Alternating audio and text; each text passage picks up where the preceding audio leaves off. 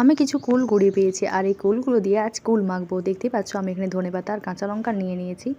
এবারে আমি কী করবো, কুলটাকে মাখবো আর সেজন্য আমি একটি শিলতে ভালো করে কুলটাকে ভালো করে থেঁতো করে নিচ্ছি। দেখতেই পাচ্ছ থেঁতো করতে পারছি না যেহেতু এর মধ্যে বিচা আছে। তো চলো কুলটাকে আগে প্রথমে থেঁতো করে নিই। তো কুলটা থেঁতো হয়ে গেছে, এরপরে আমি এখানে ধনেপাতাগুলোকে ভালো করে শিলের মধ্যে বেটে নেব, তবে তার সাথে আমি নেব কাঁচা লঙ্কা।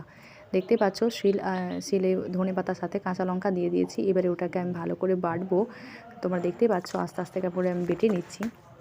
আমি এতে মশলা হিসেবে ব্যবহার করব।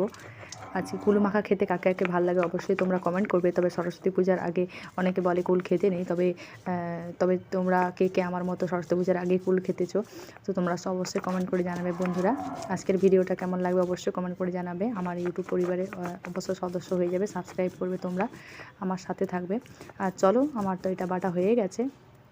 তো আমি এবারে কুলটাকে নিয়ে আসবো আর এর মধ্যে কুলটাকে মাখবো। তোমরা দেখতেই পাচ্ছ আমার শিলের মধ্যে বাটা হয়ে গেছে ওই ধনেপাতা আর কাঁচা লঙ্কাকে।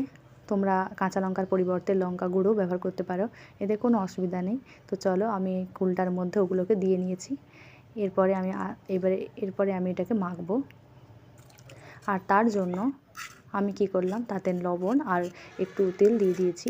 এরপরে লবণ আর তেলটা দেওয়ার পরে ভালো করে হাতে করে মাখিয়ে নিচ্ছি। তোমরা দেখতেই পাবে মাখানোর পরে কেমন একটা সুন্দর কালার চলে এসেছে। দেখতেই পাচ্ছ, খেলে সত্যিই খুব সুন্দর।